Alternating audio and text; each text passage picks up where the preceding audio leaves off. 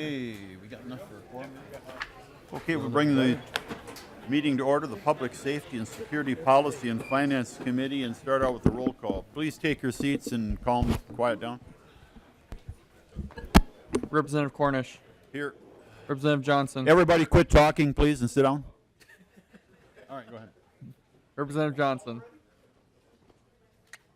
Representative Hillstrom. Here. Representative Becker-Finn. Here. Representative Considine. Here. Representative Dean. Here. Representative Frankie. Here. Representative Grossel. Here. Representative Howe. Representative Lomer. Representative Lucero. Here.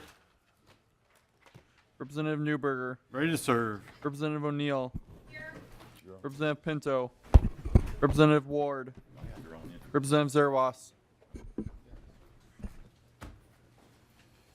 Okay, we entertain a motion to approve the minutes of March 21st. So moved, Mr. Chair. Representative Frankie moves the minutes for March 21st. All in favor say aye. Aye. Aye. Opposed? Motion carried. Okay, members and those in the audience, today we're going to have our bill, House File 896, our Omnibus bill, and we're going to do a walkthrough. The chair will move the, where are we going?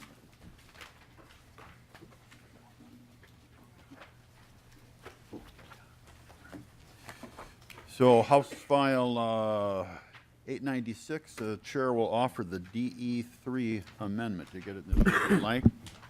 All in favor say aye. Aye. Opposed? Okay, members, how we're going to do this, we're not taking any public testimony today. What we're going to do is a walk through first our fiscal analyst, and will be followed by our Mr. Diebel for the language. And we can take some member questions after that. Mr. Walls. Mr. Chair, Yeah. I just want to clarify, so then we'll be taking public testimony on Tuesday and amendments on Tuesday as well, and so amendments would be due by 10 o'clock on Monday. Is that your anticipation? We haven't decided about the public testimony yet, but the amendments Tuesday, yes. If we take it, it'll probably be limited testimony. Okay, Mr. Walls. Mr. Chair and members, I'll be walking through the spreadsheet, and there are a couple different versions floating around. They're essentially the same. What may be in members' packets or may have been produced for the audience may say the DE1 amendment on top. It should actually read DE3. There have also been a couple tallying formulas corrected in the tails column, but does not affect any numbers in the bill.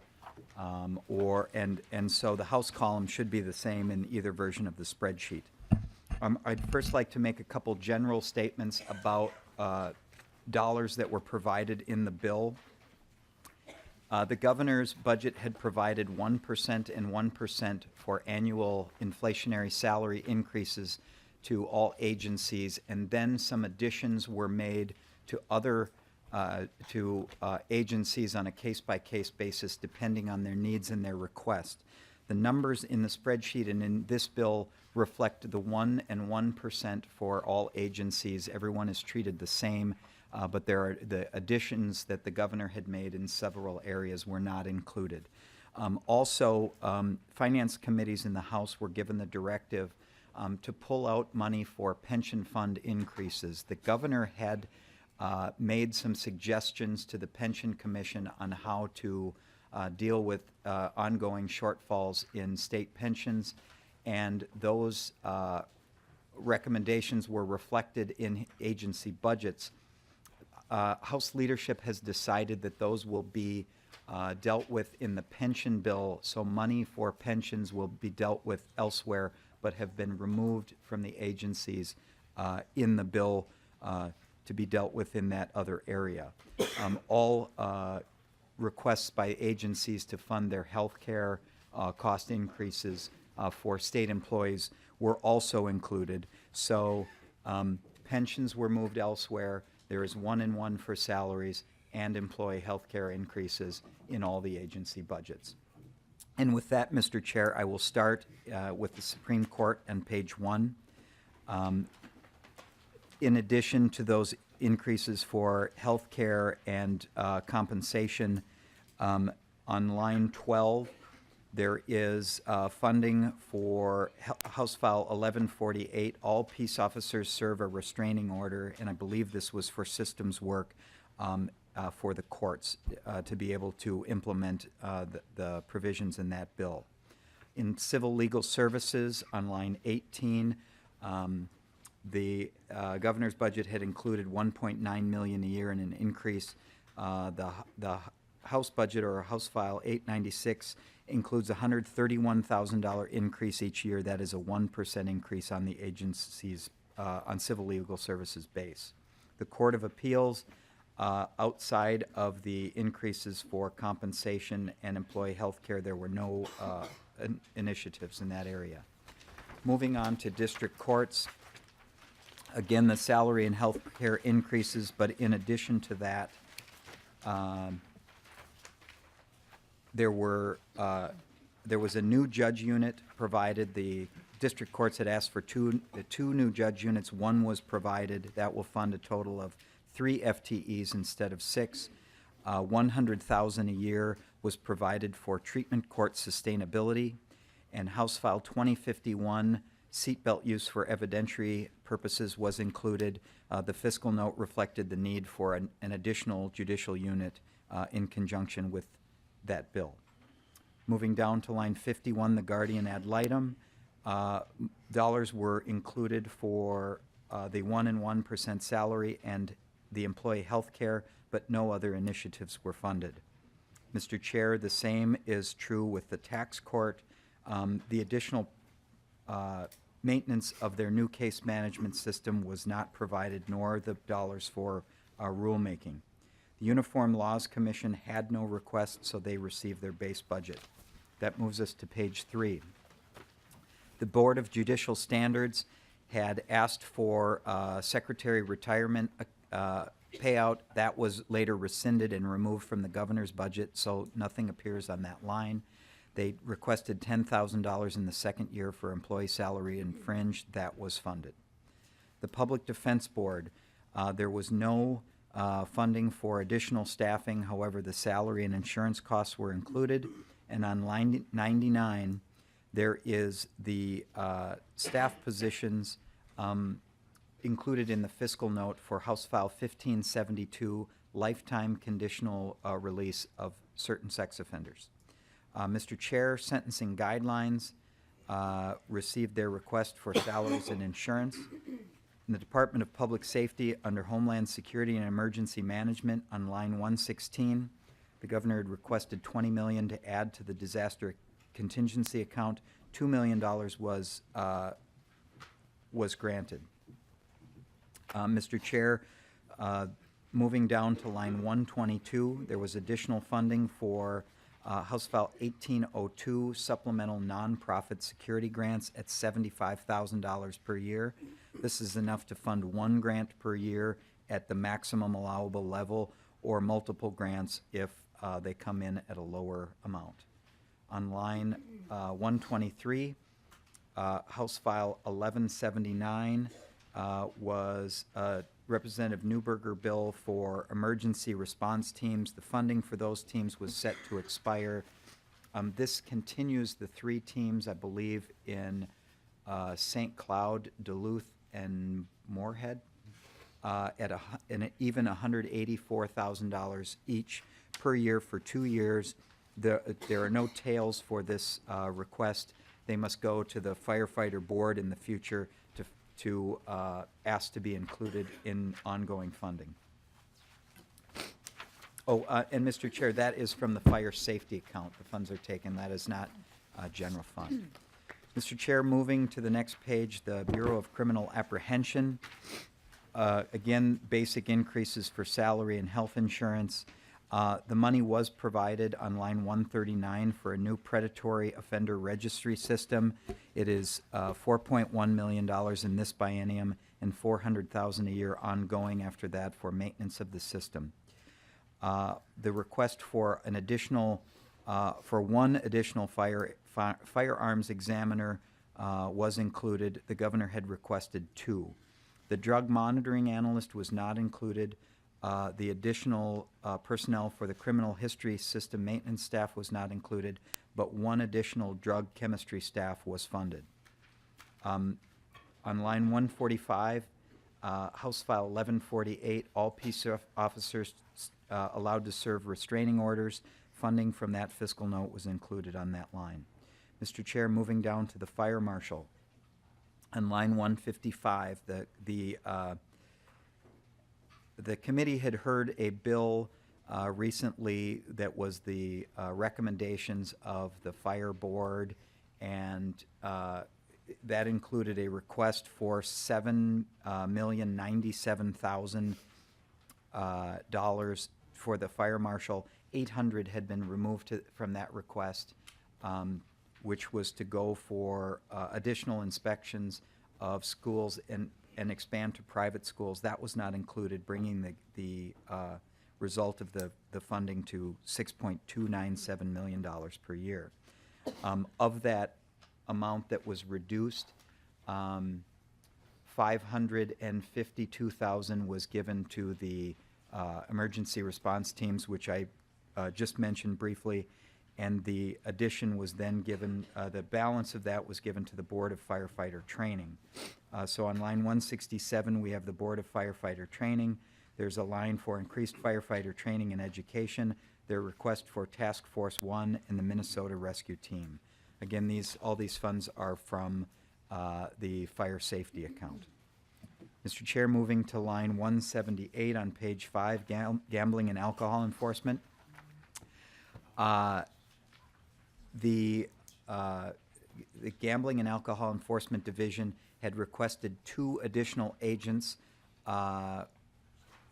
two additional field agents, and to fund on line 183, that should read 1 FTE, a gambling field educator that had been federally funded, and that money was set to expire.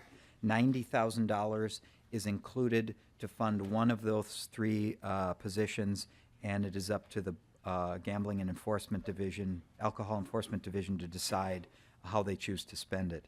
Again, the amount for salary inflation and pensions is, or health insurance, excuse me, is included.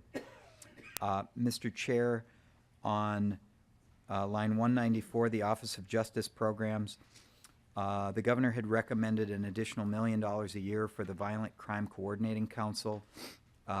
They have a base of $3.5 million.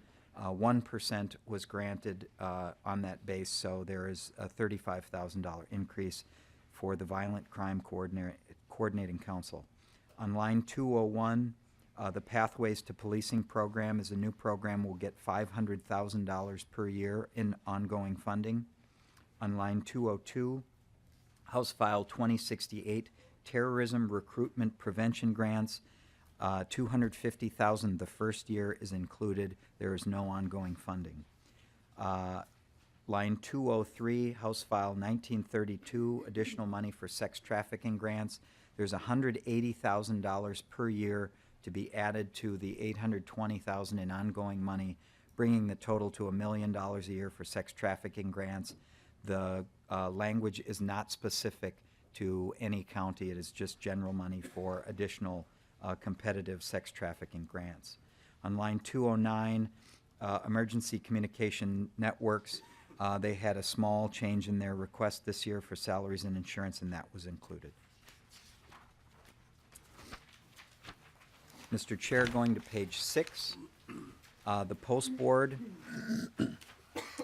on line 234, there was an additional $100,000 a year from House File 2060 or 261 for de-escalation training.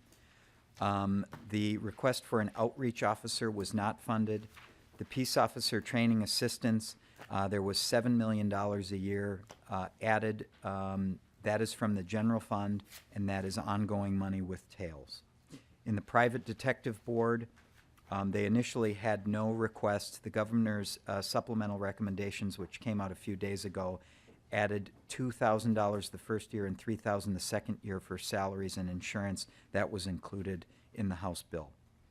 Mr. Chair, the Department of Corrections, the money for the 1-in-1 salary and health insurance is included. The offender health care contract is funded in the first year. There is some language which Mr. Diebel will get into, but the department is to return next year to seek money for the second year and ongoing funding of any additions to their health care contract to provide health care for prison inmates. The full request for PREA, or the Prison Rape Elimination Act, and 12 FTEs at Red Wing was included. Requests for additional costs for food, utilities, lease space, as well as 3 FTEs for new people to staff recently constructed capital bonding projects was not included. On line 262, expanding mental health services, the department had requested 23 additional FTEs. That request was funded at half of the original request. There was no funding for restrictive housing reform, 24-hour medical nursing services at additional facilities, or additional guards, or the request to provide extra technology funding to Minute to maintain their levels of technology services. On line 267, or beginning on 267, money was provided for the fiscal notes of 3 bills. House File 184, predatory offender registry penalties. On line 268, House File 470, tampering with a public safety motor vehicle. This is the bed impact. And House File 1572, the bed impact of lifetime conditional release. Mr. Chair, moving to page 7 in Community Services, on lines 282 through 234, the governor had requested additional funding for 10 probation agents at the Department of Corrections, as well as a similar increase or proportional increase to the CCA and the CPO formulas. The House funded 70% of those asks. On line 285, the House bill provides an additional $372,000 a year for outpatient sex offender treatment upon the release of some sex offenders. There was no additional money for technology or offender case management, but on line 288, there's additional funding for 3 bills. On line 2176, $55,000 a year. On line 288, House File 2176, Alternatives to Incarceration, there's $55,000 a year in ongoing money. On line 289, House File 2337, Targeted Domestic Violence Prevention, $100,000 a year to develop tools and curriculum, and the department should return for programming money in the future. On lines 290 and 291, Lifetime Conditional Release, the department received its full request for additional agents to implement the provisions of the bill for increased supervision of certain released offenders, and the full county portion of that bill for CCA counties for increased supervision was also provided. Under operations support, again, the department received its 1-in-1 for salaries and money for health insurance.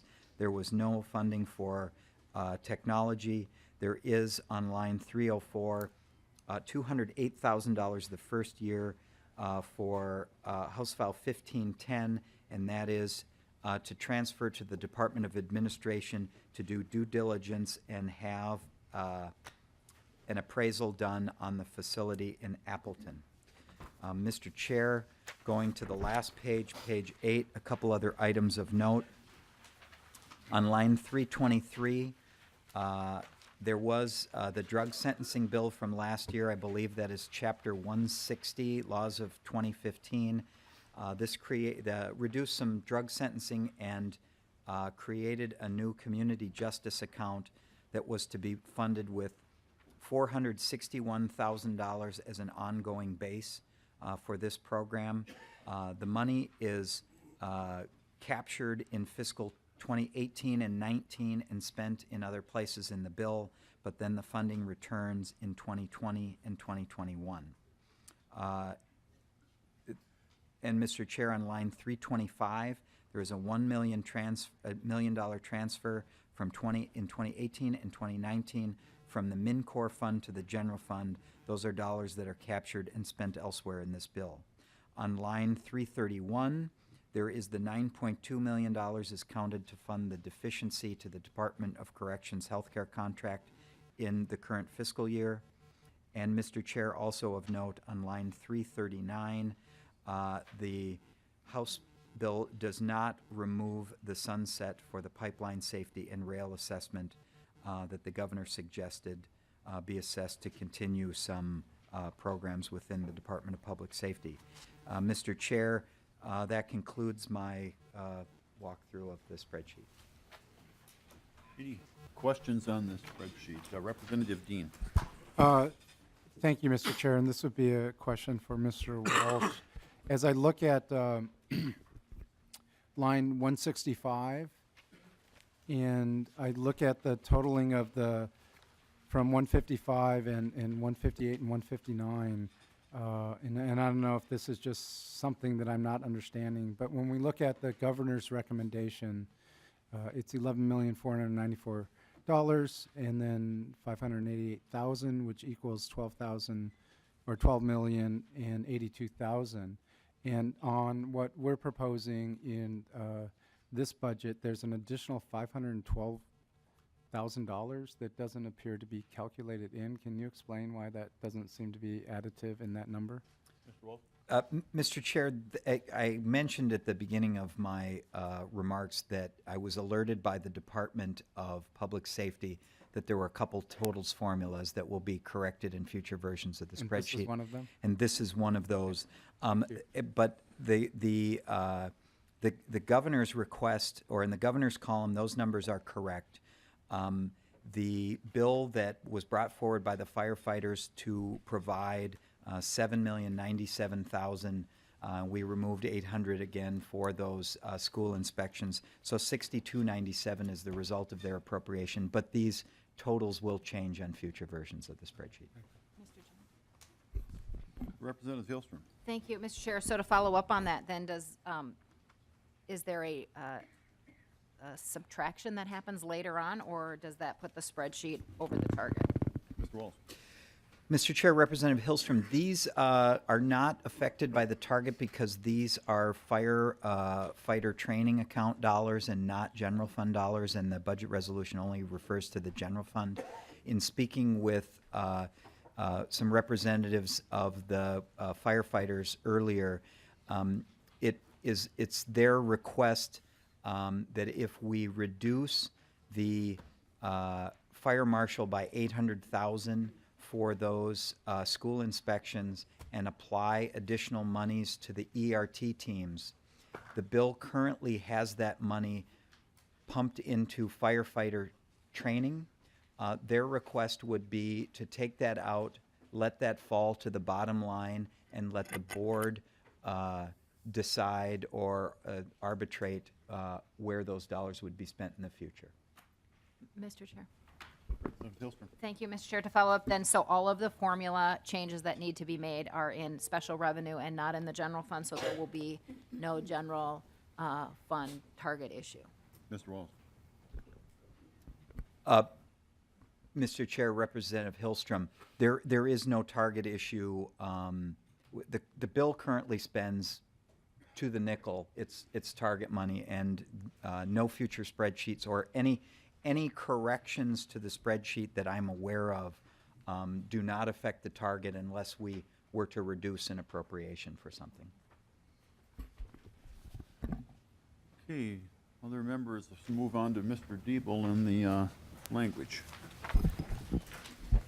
Mr. Chair and members, Mr. Walls did a very thorough job of covering Article 1. The only provision I would like to discuss is on page 11, and it starts on line 26.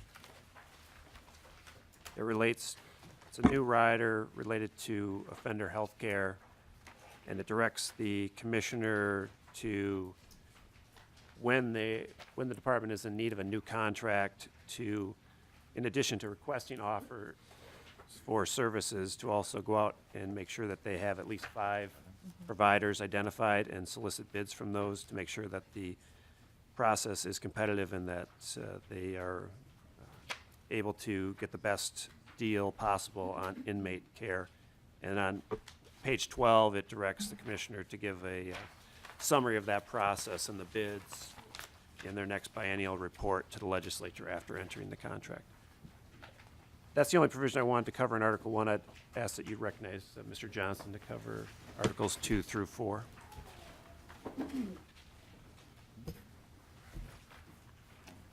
John, go ahead, you're part of the, Thank you, Mr. Chair. Mr. Chair and Representatives, I'm going to start with Article 2 that begins on page 14 of the Delete All Amendment. Article 2 deals with the courts and contains provisions relating to the courts. Section 1 is from House File 2431, which was Chair Cornish's bill, which contained recommendations from the courts. Sections 2, 3, and 4 are from House File 1702, which was Representative Kresch's bill relating to juvenile counsel. Section 5 is from House File 1773, which was from Representative Anderson's bill dealing with tax court jurisdiction. Sections 6, 7, and 8 are all from House File 2431 and are again from Chair Cornish's bill containing recommended updates from the courts. Section 9 is from House File 1165, which is from Representative Backer's bill relating to farmer eligibility for legal aid. Sections 10, 11, 12, and 13 are again from Chair Cornish's bill, House File 2431, which is the court's bill. Section 14 is from House File 1654, which is from Representative O'Neill's bill, which adds domestic assault by strangulation to the list of crimes that shift the burden for determining parenting time. Section 15 is from House File 1281, which is Representative Zerwas's bill dealing with prejudgment interest. Sections 16 and 17 are from House File 2431, again, Chair Cornish's court's bill. Section 18 is from House File 1654, again, from Representative O'Neill's bill dealing with domestic assault by strangulation and parenting time. Section 19 is from House File 1343, which is from Representative Zerwas's bill dealing with body camera transcripts. Section 20 is from House File 1806, which is Representative Lesch's bill, which extends the pilot project permitting the use of electronic monitoring in domestic abuse cases. Section 21 contains 3 repealers. The first is from House File 251, which is Representative Lunen's bill repealing the seatbelt gag rule. The other 2 are from House File 2431, Chair Cornish's court's bill. Moving on to Article 3. Article 3 contains policy provisions regulating corrections and probation. Section 1 of Article 3 is from House File 1452, which is Representative Lomer's bill regarding claims for medical expenses that may be submitted to the Department of Correction. Section 2 is from House File 1510. That's Representative Miller's bill regarding the Appleton Prison. This provision contains some new language which requires that the prison be staffed by Department of Corrections employees. Section 3 is from House File 2176. This is Representative O'Neill's bill regarding local options for certain probation violations. Section 4 is from House File 1579, which is Representative Grossel's bill regarding reimbursement to counties for costs they incur transporting inmates. Section 5 is again from House File 2176, Representative O'Neill's bill regarding local options for certain probation violations. Section 6 is from House File 33. That's Representative Johnson's bill requiring legislative approval for changes to the sentencing guidelines. Sections 7, 8, and 9 are again from Representative O'Neill's bill, House File 2176, regarding local options for certain probation violations. Section 10 is from House File 2337. That's Representative Becker Finn's bill. The language here includes some modifications. The bill is modified to reflect some input from the Department of Corrections regarding a pilot program that they are currently operating. That ends Article 3. Moving to Article 4.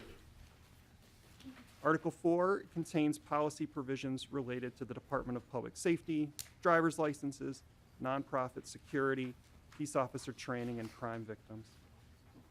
Sections 1 and 2 are from House File 2119, Representative Erdahl's bill, which adds utility cooperatives to the list of entities that are eligible for state disaster assistance. Section 3 is from House File 916, Representative Hillstrom's bill requiring the sheriff to provide a drug disposal box. Sections 4, 5, and 6 are from House File 1670, which is part of Representative Zerwas's bill related to the driver diversion program. Section 6, I addressed Section 6. Sections 7 and 8 are from House File 1833. That's Representative Johnson's bill related to the public safety vehicle weight restrictions. Sections 9, 10, 11, and 12 are from House File 1670. Again, that's Representative Zerwas's bill related to the driver diversion program. Of note, the provisions from that bill do not include the section that allowed the criminal and traffic surcharge to be waived, and the portion that is included here removes any references to that possible waiver. Section 13 is from House File 1802. That's Representative Christensen's bill related to supplemental nonprofit security grants. Sections 14 through 19 are from House File 1148. That's Representative O'Neill's bill allowing all peace officers to serve harassment restraining orders and creating a short form notification for harassment restraining orders. Moving on to Section 20. Section 20 is from House File 1159. That's from Chair Cornish's bill that creates a right for off-duty police officers to carry firearms in private establishments. Section 21 is from House File 346, Chair Cornish's bill regarding peace officer training. And Section 22 is from House File 1670. Again, this is Representative Zerwas's driver diversion bill. This is the portion that will extend the pilot program and allow it to transition into a full-time program. Mr. Chair, that ends the sections I am reviewing. If you would recognize Mr. Diebel to continue, please. Mr. Diebel. Mr. Chair and members, Article 5 contains general criminal provisions. Sections 1 through 4 of Article 5 are taken from Representative Zerwas's House File 839, and those relate to impersonating a peace officer in driving vehicles that are a facsimile of a public safety vehicle. Section 5 is Representative Heintzman's House File 192, related to driving after suspension and revocation. Section 6 is from Representative Cornish's House File 184, and it requires predatory offender registration for stalking a minor. The other offense that was contained in that bill that would have required registration has been dropped. The Section 7 is Also from Representative Zerwas is impersonating a peace officer bill, 839. Section 8 contains Representative Grossel's House File 1481, which modifies the offense of assaulting a firefighter and medical personnel. Section 9 is House File 1892 as amended by the Senate. This is Representative Howe's initiative to punish those who impersonate a service member, veteran, or public official.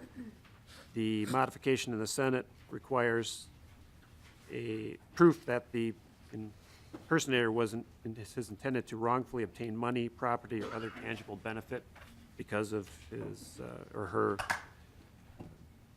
disguise or impersonation.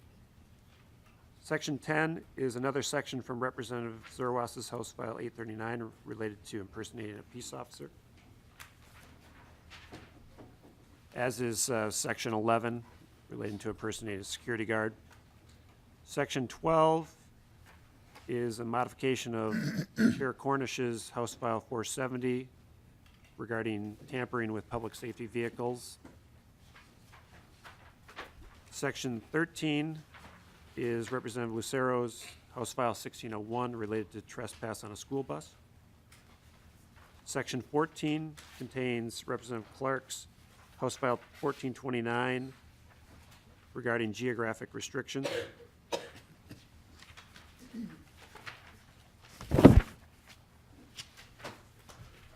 Section 15 contains a modified version of Representative Frankie's terrorism bill, House File 1475.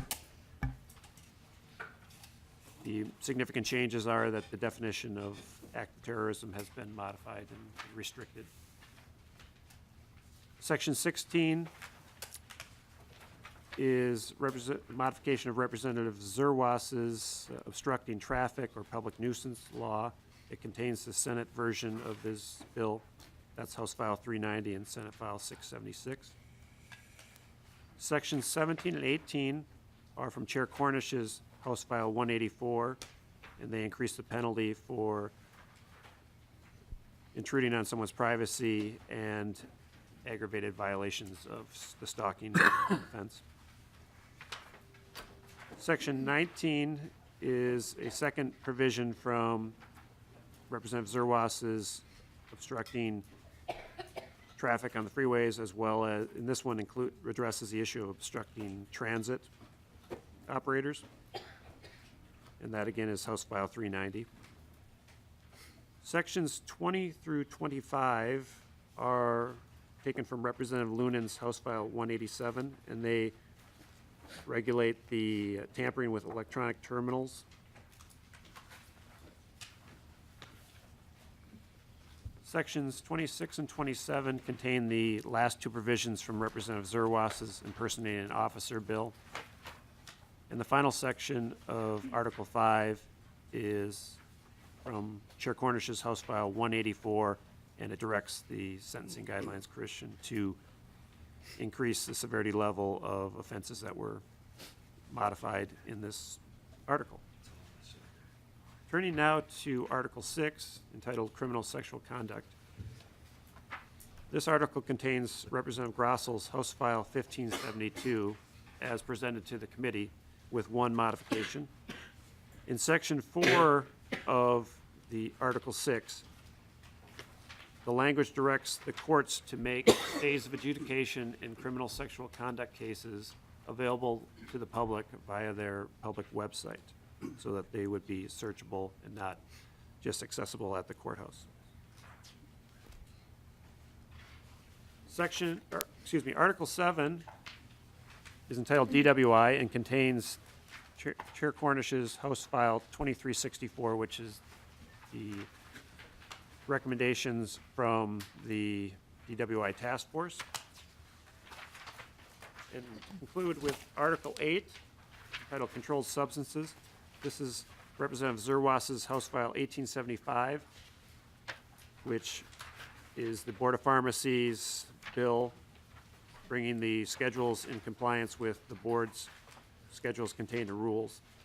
And that concludes the overview of the delete all amendment, Mr. Chair. Questions, members?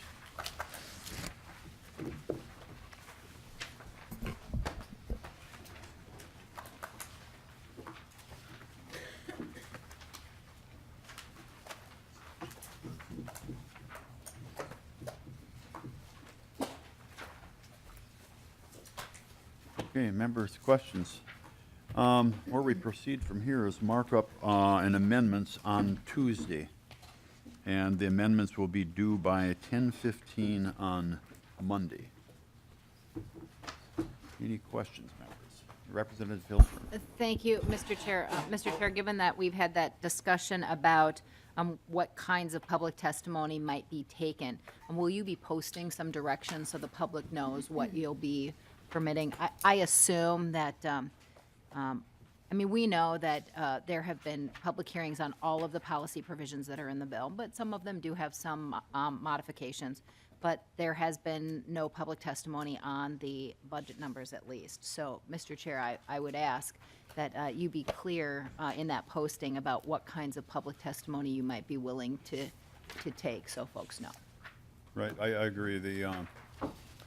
We know that people are gonna be happy if they got more money and not happy if they didn't get what they wanted. So we don't have to have everybody come up and tell us that, but if there's something substantive to address or we feel is new, so, you bet. Representative O'Neill. Thank you, Mr. Chair. Could you just repeat the time of when amendments were due? I couldn't quite hear down at this end. 10:15 on Monday. Amendments due. Okay, with that, we will adjourn.